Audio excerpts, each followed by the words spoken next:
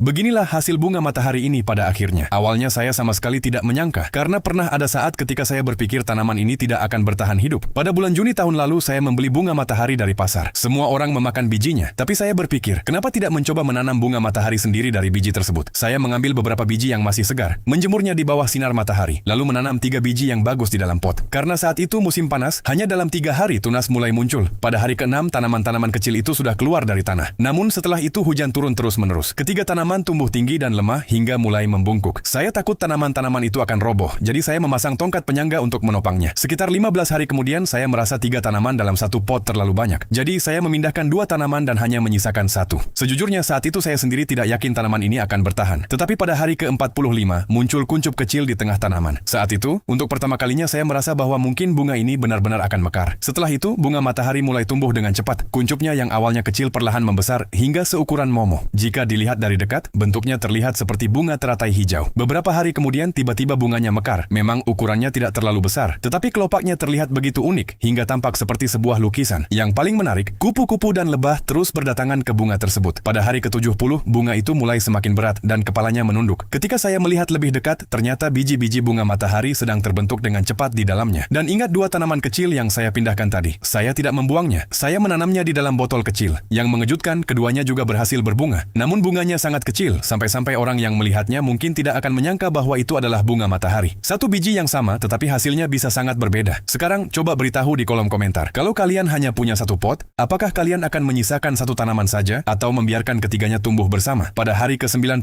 bunga matahari yang besar mulai mengering. Saya mengambil 1 biji dari bunganya. Dan ternyata biji tersebut sudah benar-benar matang. Kemudian saya memotong seluruh bunganya dan menjemurnya di bawah sinar matahari. 1 bulan kemudian, ketika semua bijinya dikeluarkan, ternyata seluruh bunga itu penuh dengan biji. 4 bulan kerja keras akhirnya membuahkan hasil.